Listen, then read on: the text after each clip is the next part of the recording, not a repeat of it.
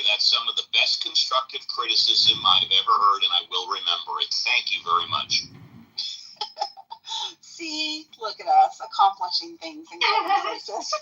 Wait, what did you say? I missed it. My audio was messed up. There are some people on this app that the moment that they get a green badge, they turn into a fucking asshole. And Steve is one of those people, right? Like, there are some people who just get this like ego trip whenever they're a mod in specific spaces where they generally are nice people, and then they just turn into assholes because they feel that they can't. Hey, get off my dick. Let me land my statement, right? You generally turn into assholes for no fucking reason, and then the moment you see them get another room, they're back to normal because they don't have a green mod badge. This has been a pattern that I've seen with Steve regularly on this app across multiple spaces, not even his house, even when he's moderating in other rooms.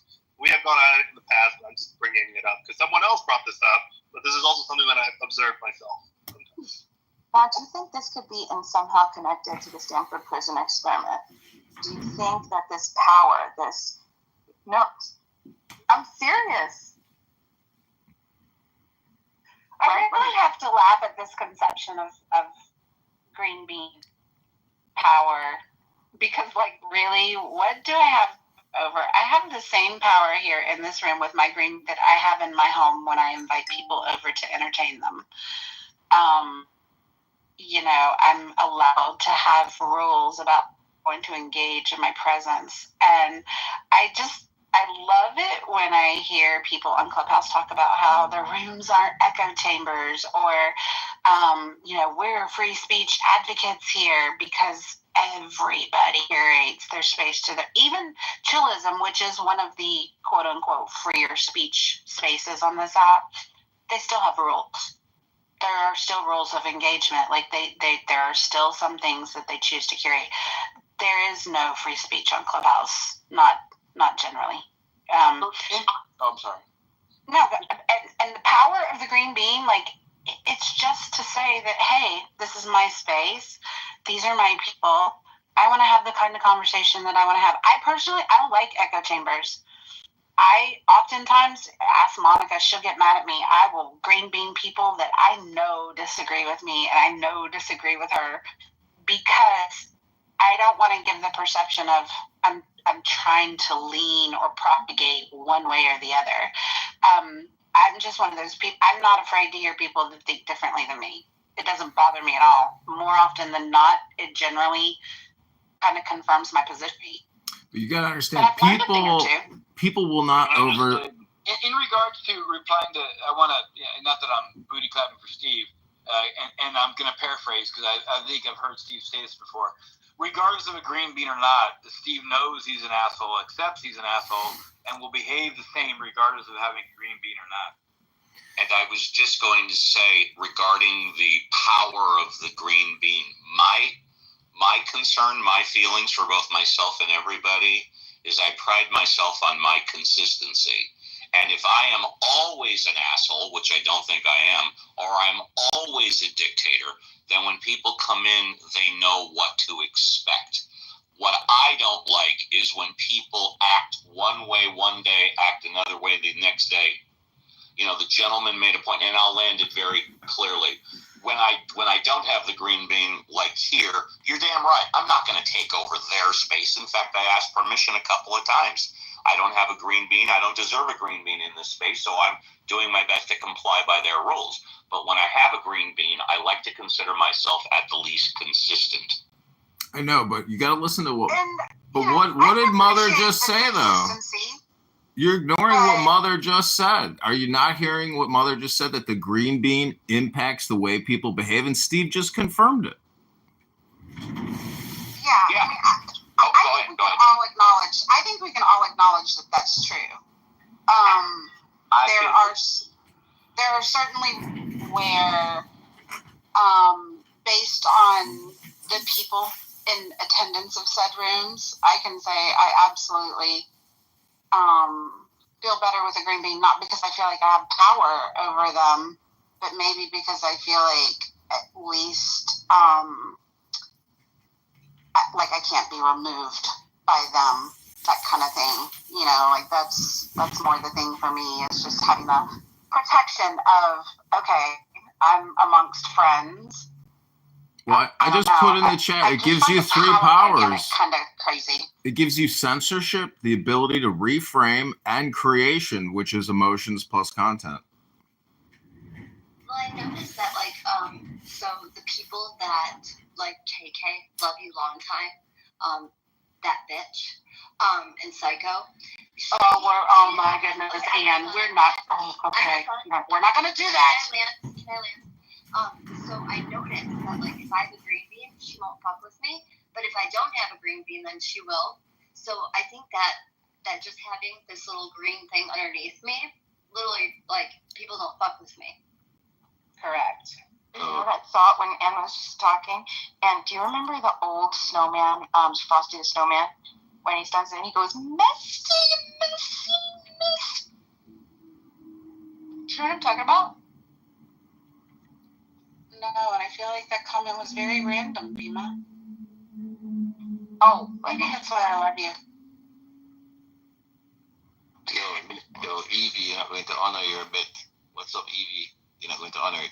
Oh, it's TDS10. How are you doing, TDS10? You owe me money. Evie, you owe me money. Evie, you're going to honor your bet. You owe me money. There's still not a piece of money. That was the bet, dude. That was a bet. No, it's a full cruise. From last week Tuesday, big man. Last week full cruise. TDS10, Donald Trump's about to deploy the National Guard to Chicago. And 10. He's a Jamaican scammer. He's trying to scam me out of 100. You're really going to not honor your bet. Oh my gosh. Ask everybody, is there a ceasefire in Ukraine right now? 10. No, answer the question. Is there a ceasefire in Wait a minute. Answer the question. Is there a ceasefire in Ukraine right now? No, there's exactly. So Evie, are you not going to honor your bet? Yes or no? You owe me no. Conversation over. Yeah, I know it's over, but Evie, come check me. Give my money back. We'll figure it out in a couple of weeks. There you go.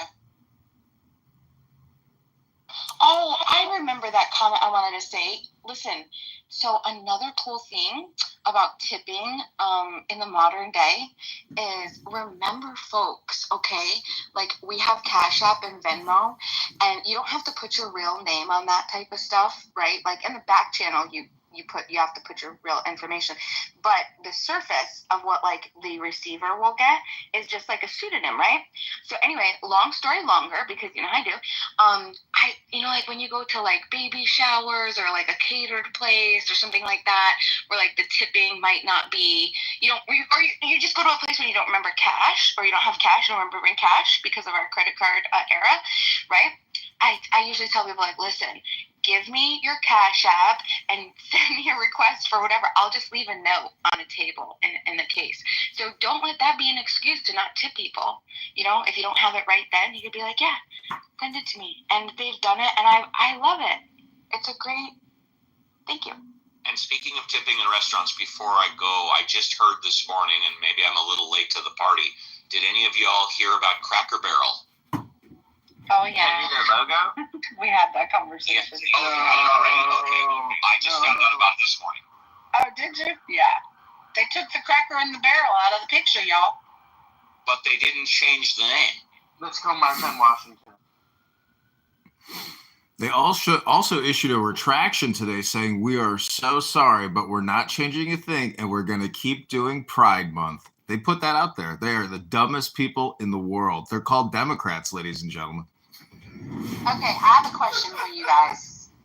Just because we kind of have a mixed bag audience, I'm curious. Everything's about the executive order yesterday about the flags. Are people's feathers really ruffled about this? I don't know what you're talking about. Trump's an executive order. So I have mixed views on this one. Like, I think, to be honest, like, it's not cool to burn the American flag, but you're talking about burning the American flag. I know you could fucking hear me, Steve. I know you can fucking hear me, right? So it's not cool to burn the American flag, but I also was gonna say that I think we have an issue with like here's the thing, right? Like, I prefer limited government. I don't think government should be involved in as least as possible in the everyday life of the average human being. And what we are seeing with the Trump administration and with Republicans in general is the acceptance of large government and the intrusion of government more to more onto people's way of speech, people's way of acting, because it's conveniently aligned to what they want. And Republicans traditionally have not been like this. So it is kind of like this executive order is going to get struck down because the Supreme Court already ruled against it, right? But it's just a fucking distraction, and it actually. Well, how do you get charged with a hate crime if you burn the LGBTQ flag? Like basically not being able to express yourself if it doesn't align with a certain political party, and that is problematic. I'm done. Okay, Poppy, I hear the point that you just made, but like this is just a couple things that I would like to comment on. I can see in the bigger picture the point that you made. If I take a lot of the other stuff out of the equation and I look specifically at the executive order on yesterday, it is not going to get struck down because Trump didn't change any law by virtue of that executive order. All he did was encourage attorney generals to apply the laws that are in effect in each state when the burning of the flag precipitates violence. And so he didn't create any law by virtue of that executive order.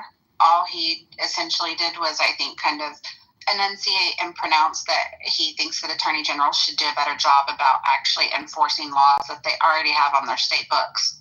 So with respect to that, I don't feel like it was an overreach. I feel like it was a media blitz to just bring awareness, if that makes sense. Yeah, to add to that, I feel like Mother, now I know you can hear me. Thank you. Wait, go ahead, Mike. Hold on. Mike tried to jump in when I did. You're the one who cut me off. I didn't cut you off. That was why I made that comment, all right? Don't be passive-aggressive. Oh, I'm not passive-aggressive. Mike. I think it's largely irrelevant to agree with you, Serendipity. It is kind of a distraction. It's also a further example of Trump trying to kind of push his will with executive powers to show that he's the ultimate authority in many ways that haven't been done in the past, to make a statement, and to assert the executive branch power a little more so, which he continues to try to do in all kinds of different ways. But that said, as a U.S. Marine, I can tell you that I'm bothered a lot by a concept of outlawing burning flags. I think it's the quintessential freedom of speech method that is the biggest example of that line where we will go too far if we don't allow it.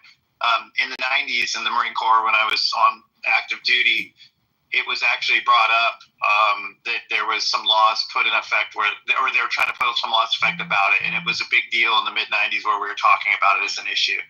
And I remember a lot of Marines saying, fuck yeah, it needs to be outlawed.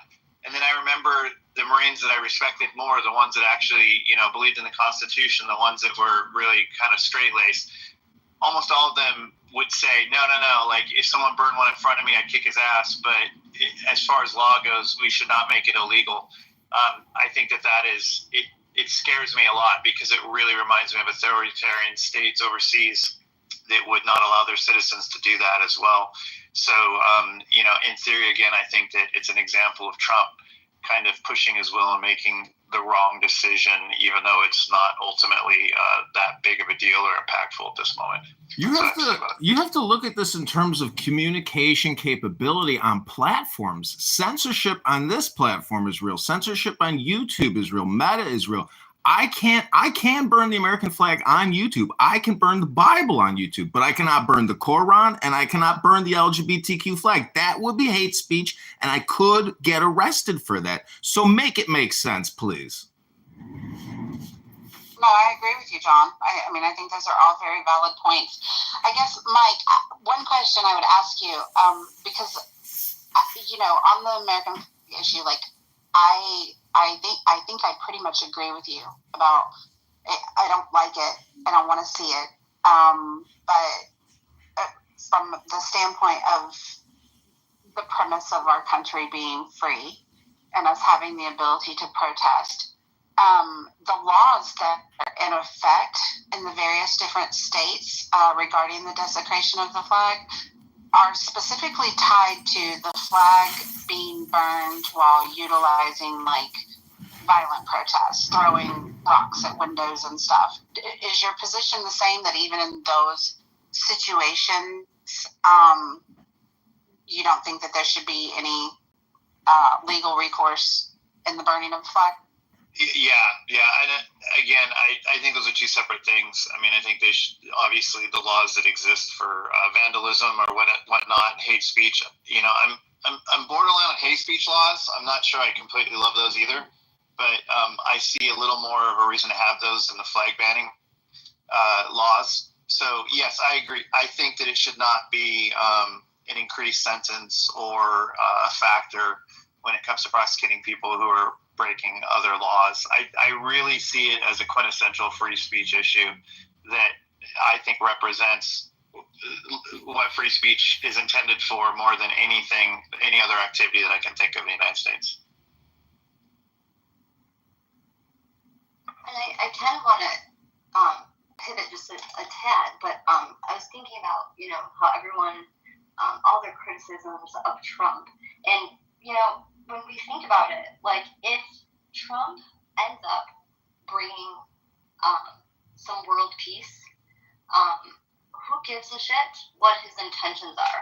I always hear that Trump's a narcissist and all these things, and that may be true. However, if we're all making more money, if we all have stable jobs and income, if our families are thriving and there's less violence, and I mean, I feel like, who cares what his intentions are? If he wants, like, you know, just something on his bucket list to show that he's like the best, who cares? And it's about intelligence. We want the smartest decisions. We want the best answers. We don't want bullshit. We want the truth, and we want transparency. And, you know, this is, again, an issue about censorship and about the platforms, about Clubhouse, YouTube, Meta. The market cap of Meta and Apple, we're talking about the biggest corporations on the planet that are limiting Americans' ability to communicate freely, openly, and transparently. Again, I will repeat for you. I could go to jail today if I burn the Quran or the LGBTQ flag and put that up on YouTube. But if I burn the Bible or the American flag, it will get promoted by these platforms and it will get likes. So the algorithm and the big tech companies and the executives that are pushing anti-American deranged algorithms, those are the enemy of we the people. Get your facts straight. I want to make one thing clear. I'm not opposed to platforms doing anything about a flag burning. If YouTube wants to delete videos because someone's burning a flag, I'm completely in support of YouTube having the right to do that. The government having a law in place against the action is where my problem lies.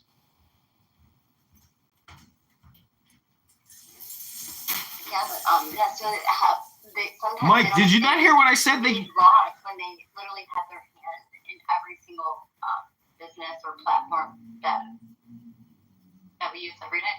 That's a whole other issue. They need to get their hands off the platform. Google won't do that, Mike. Government's intervention in business is a big problem. And I think John's point, though, you know, like we do stand mighty and proud on our individual liberties in this country. But I think that one of the points that John's made is spot on as far as, you know, being able to burn the Bible, being able to burn the American flag. Like, we take pride in the fact that we're free enough to do that. And yet, there is a lot of censorship on burning the Quran or burning a gay pride flag or burning, I don't know. There is almost like a double standard there. Well, as long as the government isn't the one making those decisions, then it doesn't bother. It doesn't affect the Constitution. Private businesses and public businesses, for that matter, are not obligated to abide by the Constitution. I don't think. I mean, but the government should never be telling us we can't burn a Bible or a flag. I mean, that like I said, those are the biggest example of freedom of speech that I can possibly imagine. I can't imagine anything else. You use your mouth. Use your actions, but it doesn't. But those and they also don't affect human beings. You're not infringing on anyone else's rights by doing either one of those things. So it's just not. I just think it's completely unacceptable for the government to get involved in that. I agree. No, I agree, but I think we as consumers too, we put a stamp on things by like continuing to use platforms that allow the double standard. To some extent, there's we kind of get to choose by choosing which platforms we're going to use. You know, I wonder, like, are there any laws specifically related to like publicly protesting and burning Qurans and burning gay pride flags? Would there be any legal ramifications to doing something like that publicly? 100%. In Michigan, we did. Gretchen Whitmer did pass this anti-hate bill for LGBTQ. So, like, when there was people protesting the streets against LGBTQ, like, people were getting arrested and things like that. So, I don't know if that is that considered, because essentially, is that right? Yeah. This is there's a double standard in that. Do you not think so? Like, where's the outrage over our freedom of speech? This is a political freedom issue. You know, there's 100 political issues. Burning the flag is a political issue. Burning the Quran is a political issue. Yeah, because they were I don't know if I believe that. The way we're framing this is honest. Can you hear me? They got arrested disrupting the peace. Is what they got arrested. I mean, are you not following what's going on in the UK where they're making 80 arrests a day off of what people post on Facebook? Like, that is real lockdown.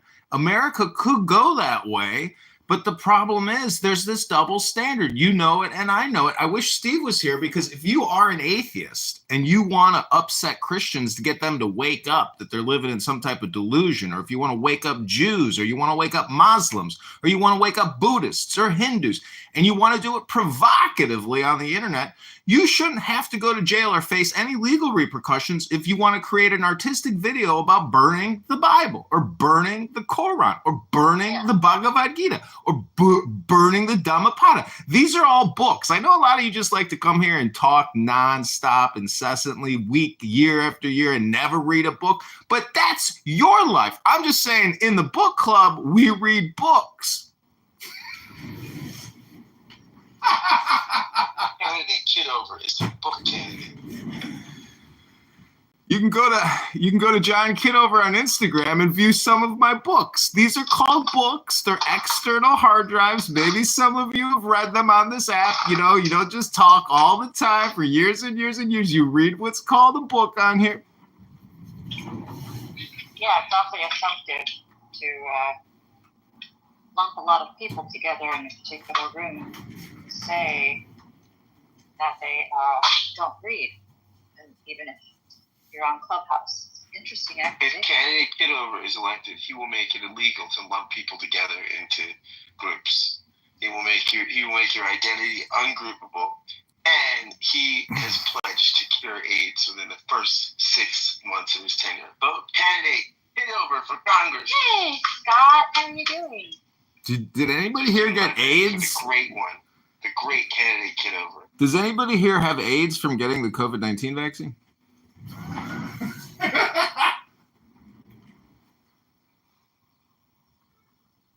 Candidate Kitover can do more push-ups than RFK. Well, moderators, all I would say is I hate for interrupting a room. I apologize if I've been rude or caustic like acid. All I'm trying to say is I'd like to read a poem when you beautiful ladies and gentlemen, have the room ready for just a quick little poem. It's called My Beautiful Clubhouse Friends. That's the name of it. Well, my question is, why would you say no to a poem? I'm the only one who wants to hear the poem. but I'll leave it in serendipity hands. I do want to know, though, did you write it or did you have ChatGPT? No, I wrote this myself while I was working on my campaign on my computer. How long is it? It's not long. It's not long. This is how bad your ADHD is and your dopamine feedback. That'll be the name of my next poem. Okay, this is called My Beautiful Clubhouse Friends. I may be clapping my hands, but I don't belong to a crowd of clappers. I'm neither this nor that. I'm not part of a group that loves flute music, or one that loves gambling, or one that loves drinking wine. Those who live in time, descended from Adam, made of earth and water, I'm not part of that. Don't listen to what I say, as though these words came from an inside and went to an outside. Your faces are very beautiful, but they are wooden cages. You'd better run from me. My words are fire. I have nothing to do with being famous, or making grand judgments, or feeling full of shame. I borrow nothing. I don't want anything from anybody. I flow through all human beings. Love is my only companion. When union happens, my speech goes inward, towards shams at that meeting. All the secrets of language will no longer be secret in Clown House. Thank you, John. I actually appreciate those words. I really enjoyed that poem. I'm probably in the minority on the John fandom, but I enjoyed that while sipping on my coffee. Thank you so much for the energy you bring to these. What were you holding in your All hand when you were fans of reading John must unite. We must unite and get candidate Kitover elected for Congress. John, what were you holding in your hand when you read that? John, I take issue with the fact that you called us friends. I don't believe that. And what were you holding in your hand when you read that? Well, it's funny that you ask that question because I know you probably haven't picked one up in quite a long time. It's called a book, but I say friends for life. I don't think it's fair for you to call us friends. You don't think we're your friends. Friendlies. Wait, I see that Donald down there was off mic. Donald, did you have something to say, Donald? With your pink ticket and your pretty PTR. Go ahead, Scott. Do the impersonation, Scott. Do it, Scott. You got this one, Scotty. Oh, no. My fellow Americans. Congressman Kitover is so fantastic. Look, I mean, we know the Democrats cheat more than the contestants on Temptation Island, but not Kitover. Okay, let me tell you what. He's going to stop the climate change, the global warming. You know when the warming's happening? It's the illegals come. And when they eat the dogs and the cats, they barbecue them, okay? And the smoke goes up. It creates the global warming. Kitover is going to cool things down. He's fantastic, okay? He will make it illegal, not just to burn the flag, but to, like, burn those red, white, and blue bikinis they wear in NASCAR, okay? We love NASCAR, okay? We love NASCAR. You love NASCAR. I love it. We all love it, okay? He's fantastic. Vote for candidate Kitover today. Scott, why is it that you think people are so resistant to change? People like Matt Cool down there, or Rohan, or Alan, or Poochie, or even Don Julio. What is it about change that causes so much anger and stress for people? I think my good friend Alan is very change positive. He's a very change positive guy. He's got a very dynamic room where he welcomes you in there, candidate Kitover. Rowan is a good buddy. I think a lot of these people are adaptive people, but I think most people aren't. I think you're right. Most people have a tough time with change. Nature of the human condition. We are set in our ways. Our thinking becomes rigid. It's more natural to not be adaptive. I think. Just because it's the nature of the human condition. Don't hate people that don't love change. They're just being human. We become quickly acclimated. Our brain does not like dissonance. It's very disorienting. And so we sort of cling to the familiar to avoid dissonance. I have a comment on that too. I think a lot of people are change averse because they think to change their mind means that they're somehow admitting they were wrong. Hold on, I don't mean to call anybody out. Matt Cool, because I thought we were cool. Do you have a new account? I thought I was following. Oh, he did? I heard he got clipped. What? No, yeah. Cool. Yeah. I mean, Matt Cool, he can be a messy bitch. Oh, shit. Well, Matt, I'm gonna add you anyway because I don't have any beef with you. I mean, as far as I know, but shit be trickling down my timeline and back DMs about people talking shit. So until I hear otherwise, I'm gonna go ahead and add you back. If you're gonna block me, because I know I've been blocked from a lot of people that I've blocked, I get it. But for now, I'm gonna go ahead and add you. I'm talking about my ladies in the muff. This is why I record, because I have the past 2 weeks on YouTube on 13 different accounts, and there are good reasons why people got clipped. But to tell you the truth, maybe I'm a hypocrite, but I don't know why I got clipped. But I'm just saying, it's all on YouTube. You can watch the drama. No one's going to go back and watch it, but I will say, to me, it's pretty interesting and pretty funny. And Pepe has a new account. He goes by a new name, some kind of stupid French name. And he's deepening his voice and going into black spaces again. And everybody knows it's Pepe right away. Immediately, people say, that's that racist Pepe.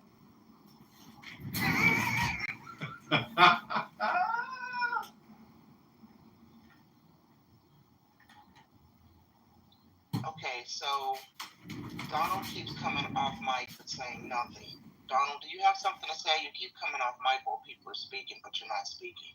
No, it's not. We can't hear you. It's not against terms of service, Monica. I read the terms of service. I'd be happy to read them here live on Clown House for you, because I know most of you don't actually read anything. Okay, we're not going to have that conversation today, John. Donald, did he leave? Sometimes he can hear us, but we can't hear him, so he can come back. Maybe that's what's going on. I'm not sure.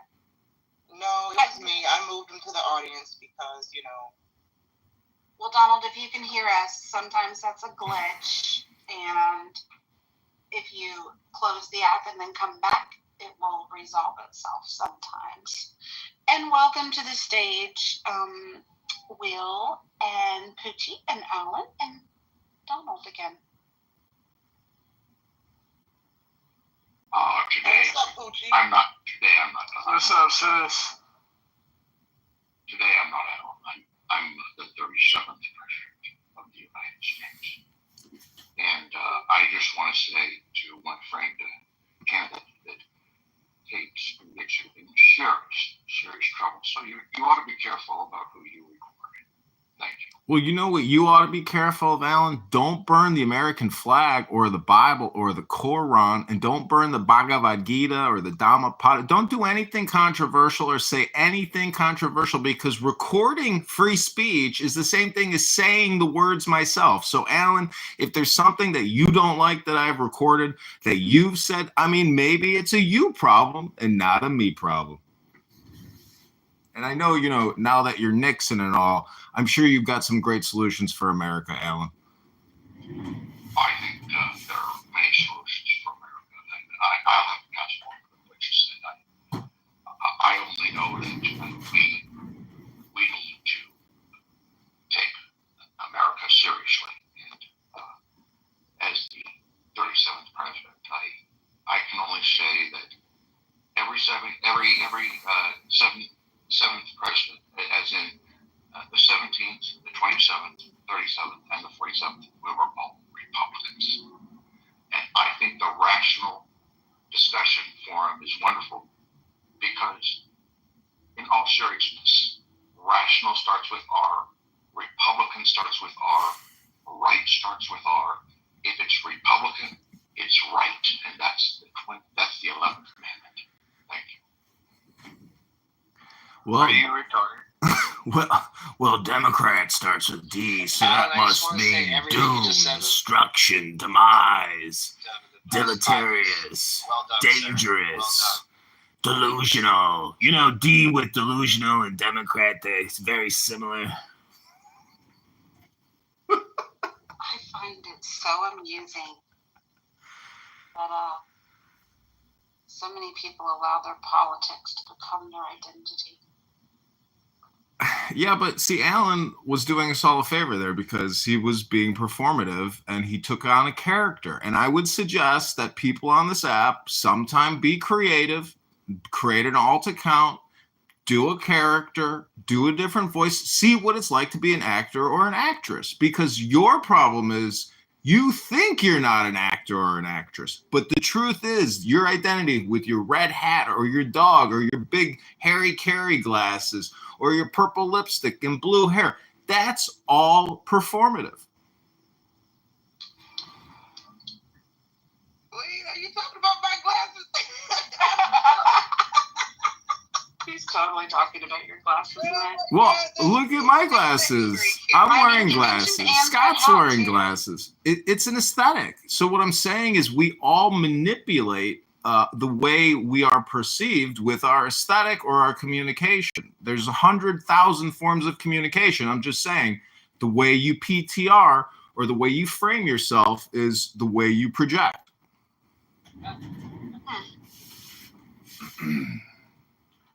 And if candidate Congressman Kitover is elected, he will make all forms of communication tax deductible. All your text messages, all your interactions at Clubhouse will be resulting in tax credits. Support candidate Kitover.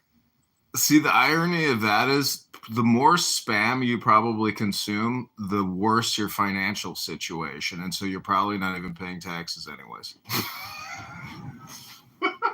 You know what's interesting about that philosophy is that's perspective, is thinking that if somebody's profile is them being performative. Some people are not, because they know when they're on stage and they know when they're off stage. Some people, they don't know. They think it's all performative. So it's rather about perception, isn't it? I can portray myself as such a person, whatever it is, and no matter what I do, people will perceive me as this or that or the other. So I can try to do it and be sincere, and I'll still be considered an actor.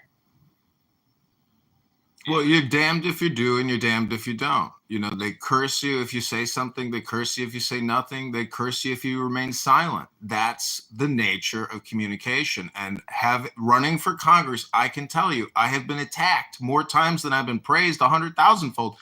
It's wild how dragons magically appear and start breathing fire on you, and then they disappear if you're willing to crawl into the cave with a sword, kill the dragon, and emerge with the power of the dragon. Yeah, I don't care to kill the actors. I just know that I can identify them. I have these sincere ones as well. And I think that there's a need in this world for all of them. We all have voices. We all have perspectives. We all have things to give.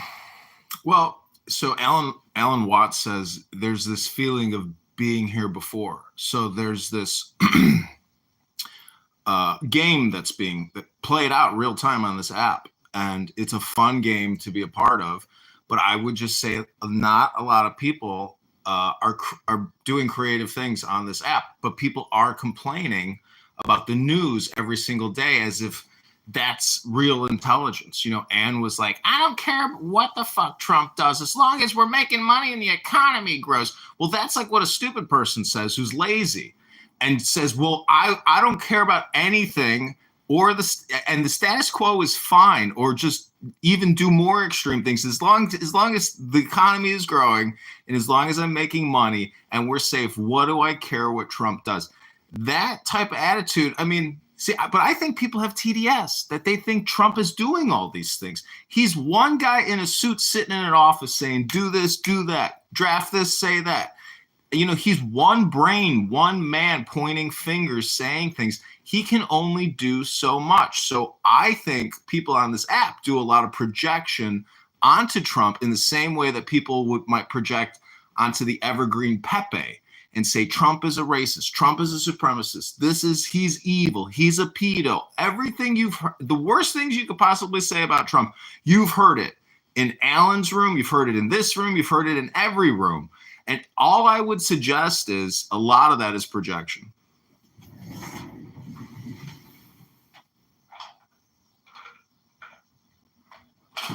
Congress action. I think it's important that we consider the weight of a man.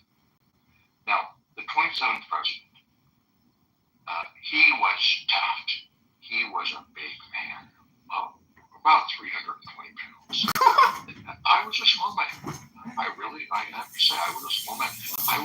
weigh 160 pounds.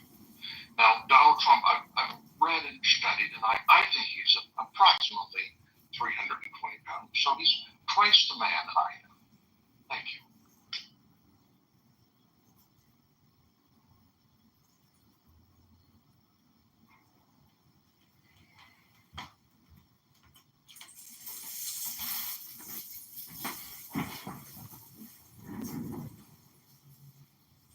I just love it that Scott is up here. Makes me very happy. Well, I'm like shocked to hear Scott's economic opinion, because when I hear Scott, Scott has a rant. I call it like the Scott Kent Jones rant, where it's about neoliberalists and the new political orders. And this guy says there's these three political orders, and we're currently in the beginning phases of this political. Like, Scott has his shtick, okay? But I would just suggest that that is Scott's hypnosis, and it's actually meaningless, has no power, accuracy, or any substance or weight whatsoever. So I challenge Scott. You tell us, Scott, if you were the president, what would your three priorities be for we the people? Go ahead, Scott. Tell everybody your three priorities for we the people. Those are the three biggest things, Scott. Go ahead. John, if I had three priorities for the American people, they'd be 1, 2, 3. Number 1 would be elect. Number 2, candidate. Number 3, Kitover. Thank you. No, I'm telling you, Scott, really meditate on this question, because I've thought about it, you know, sitting there meditating.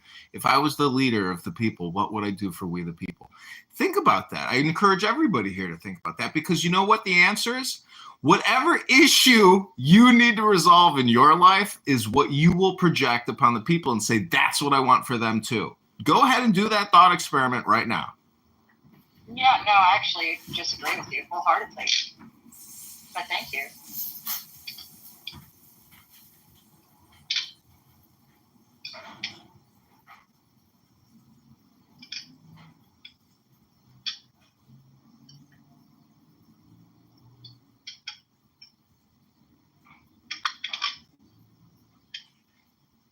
John, let me give you some advice. I've been in this game a long time. I ran my first race in 1946.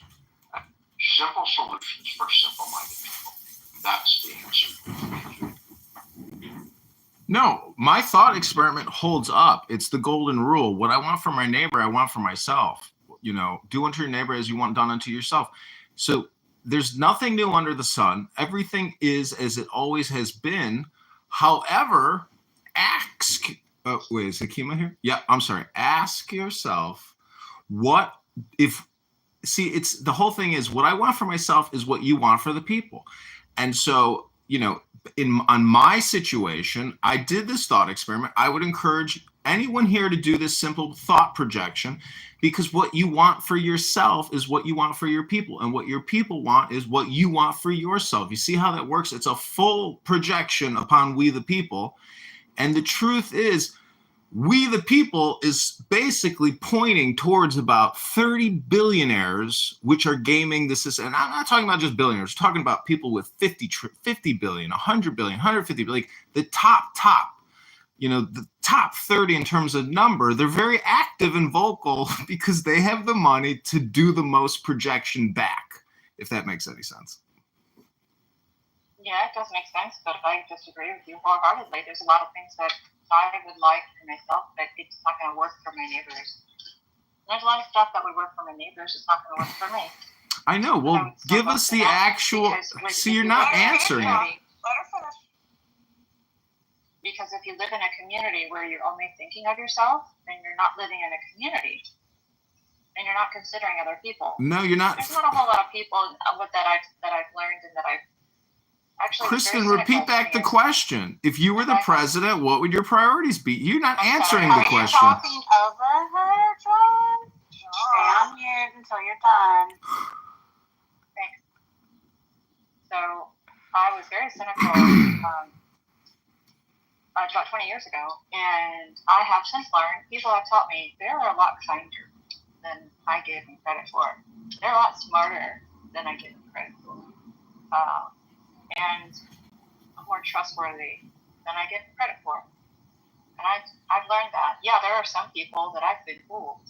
total con artists that have no conscience. Yeah, those are few and far between. And luckily, a lot of rules in place that protect me and protect my neighbors from those kinds of people. And it's nice to be able to, when it has been demonstrated, to be able to trust that as well. Thanks. Hey, Jane. I'm merely trying to make a point. Hey, Jack. I put an answer to your good question in the chat. I would love your thoughts on it. And hi, everyone. Good morning, Agent. Hi. Yeah, Jane, that's a great answer, and that's one part of the solution, but it's a much bigger problem than that. Yeah, of course I agree with that. Every American agrees with that. Do you think so, John? Yeah, I've worked in corporate America. I know what everything is like you. Doesn't abide by that. Corporate America doesn't ensure that everyone. No, listen, this is you've worked in organizations. There's politics in the organization. It's all about power and relativity and money but the biggest problem is government and the taxation system. Theft, John, wage theft. Yeah, welcome to the IRS, Jane. That's what wage theft is. Your employer is giving you a unique opportunity to live, to breathe, to eat, to poop, to shower, to live. You're getting income. Income!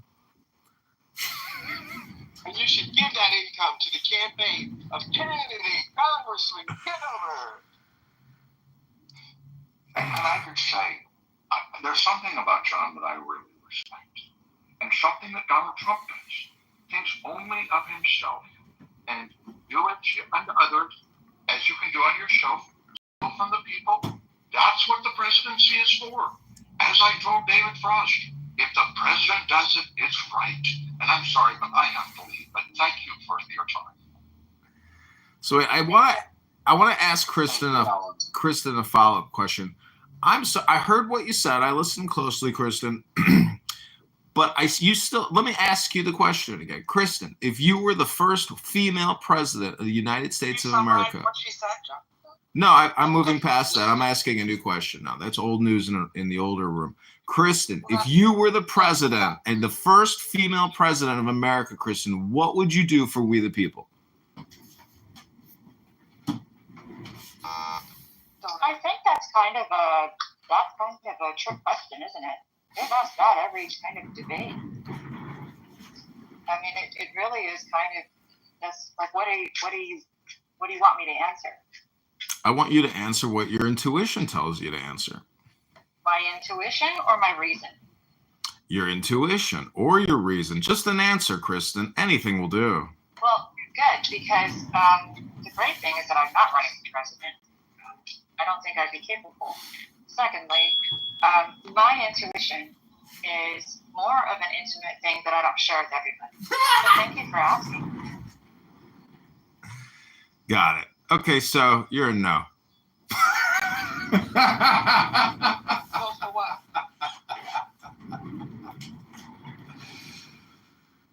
No for not being able to answer a simple question.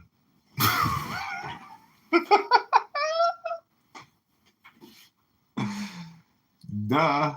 Some people just can't answer a fucking question.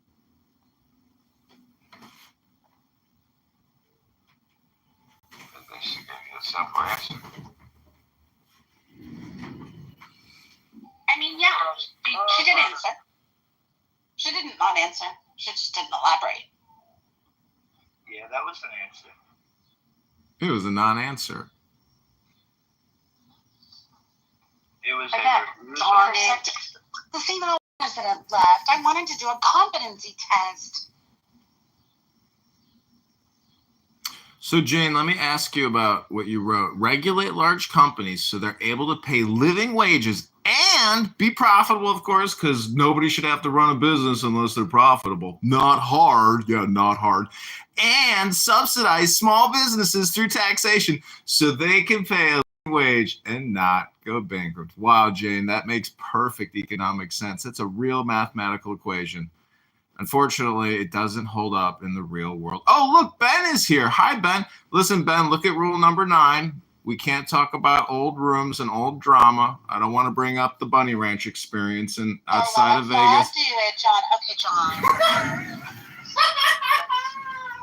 Take it down a notch or two. Let's give some other people an opportunity to interject. You know, if so, and you ask me what I would do if I were ever to become president, I'll answer your question for you.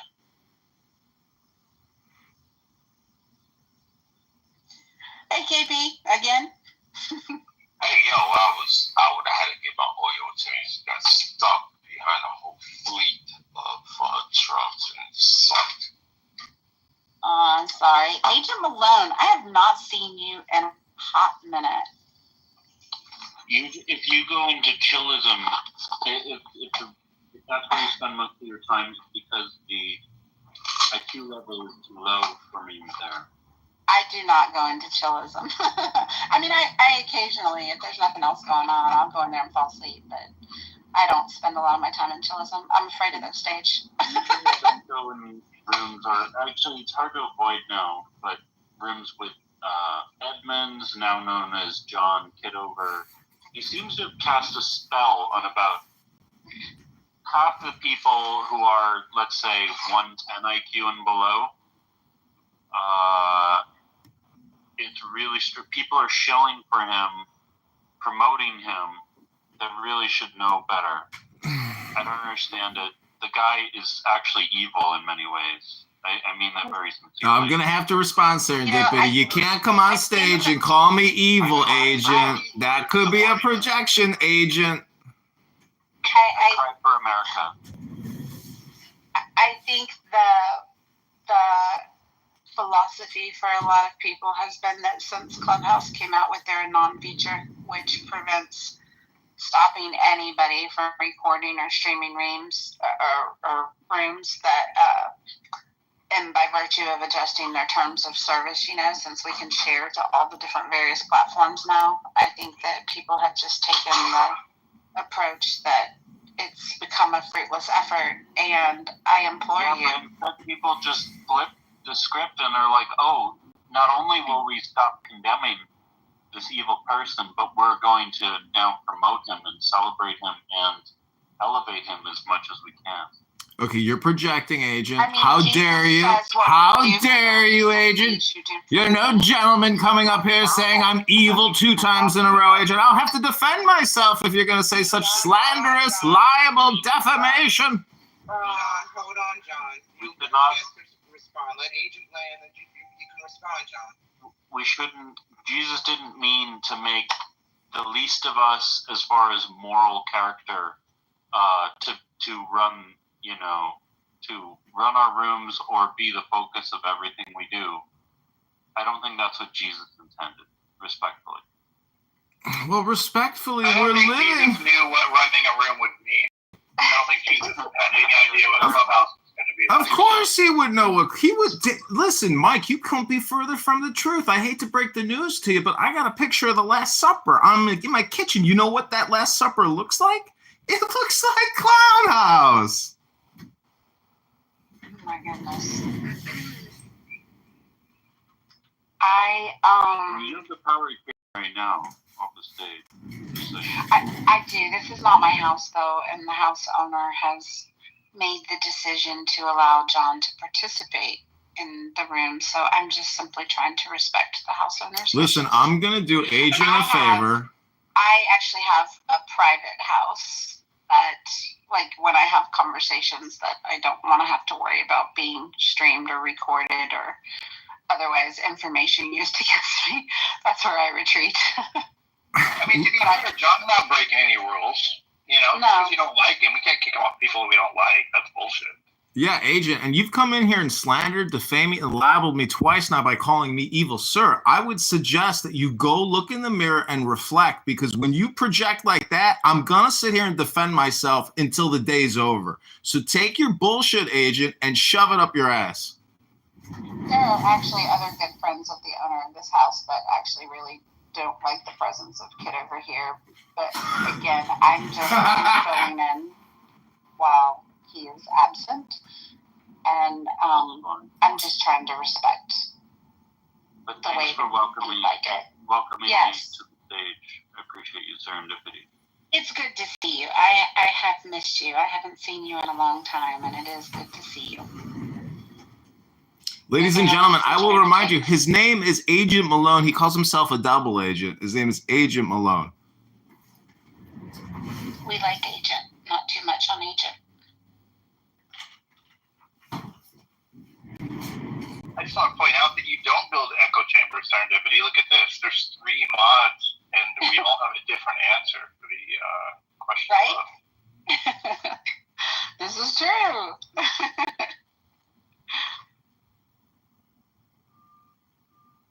See, Agent is doing what I suggested earlier is the problem, which is censorship. Preventing people like me causes a bigger problem for you.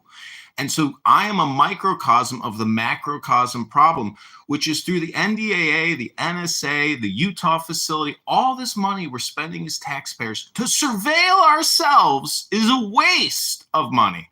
Apps like this hold people accountable in the court of social justice. And on platforms like Google and Meta, the only justice you're going to get. Do they really? Do apps like this really hold people accountable? I think not, Mr. Kitover. It's public. You're speaking publicly, and whether I'm in it recording or not, if I go in with an anonymous, you're still being held in the court of social justice. So I would suggest that those no, please, you're censoring me now with your green. Okay. Contests and cliquish behavior. That's what apps like this do. Okay, well, you got the power. You got the green bean. You can hold big rooms and you can draw large crowds. And while they're sitting in that room, they're all going to be, tickling your balls and agreeing with you. And then they're going to go into the next person's room and they're going to be, ooh la la all over them as well. There's no. Well, you flatter a lot of people and you stir the pot. You have pervasive women.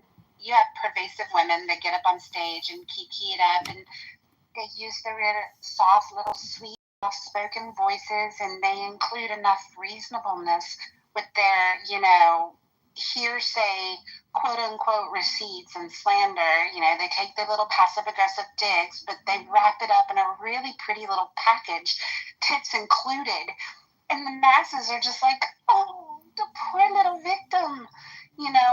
There is no social justice on Clubhouse. It's about who's got the latest drama running in their rooms, who can be the most provocative. I'm getting social justice. See, that's my point, is you have to pursue it personally. I'm not done yet. Nobody holds anybody accountable. Everybody just comes along to watch the train wreck. So, yeah, I'm firmly going to disagree with you. Well, that's why people go to NASCAR. It's the same principle. People want to see a crash out. Yeah, Kristen, just like that. Now, anything that Kristen says right now is going to be gospel, y'all.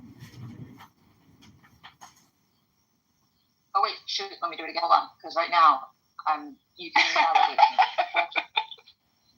That's right. Get those titties up there, okay? Front and center, please. Okay, cool. Oh, I understand.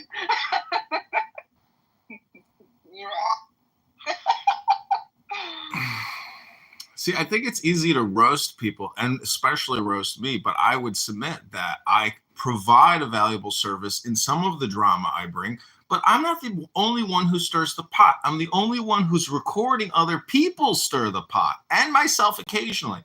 But as I told Steve Appel earlier, after you have the conversation long enough, you realize that the person you're speaking to is a hypocrite, and that also you yourself are a hypocrite. So I would just say, until you get to that point, plus you can't be a critic about art and say that's not art, because everything is art. And I would say, prove me wrong. Yeah, you can definitely be a little shit stirrer from time to time. We all can be. I saw those titties, Kristen. Don't even try it. Yeah. Get away with it. Oh my gosh.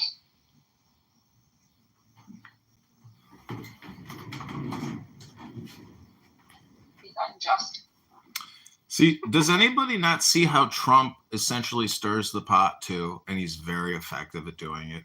Because you could say, well, you could say the mainstream media is the message, or the simulation, or the medium is the message. But the truth is, Trump is very sophisticated, and he also tricks people, you know, intentionally. Like yesterday, he kicked somebody out of the Oval Office. He said, "Who was that in the back that said that?" He said, "Get out of the office." Like, see, that type of content is what I'm talking about. It's essentially, it's not a meditation class. And so Clown House is not an educational app. It is an entertainment app.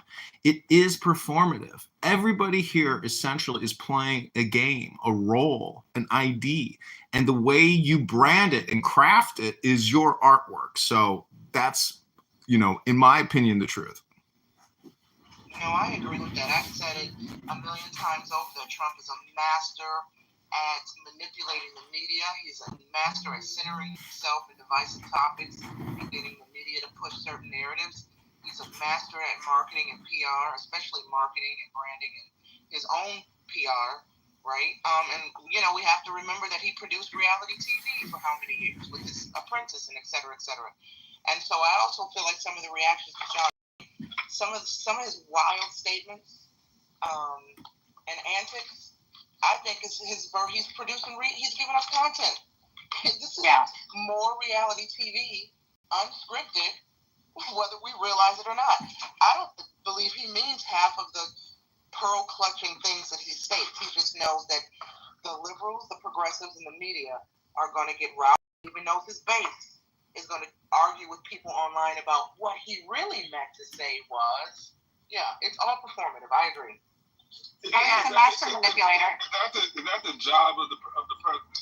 They're like helping the country in any way that basically the president is a fucking troll. Like what good is that?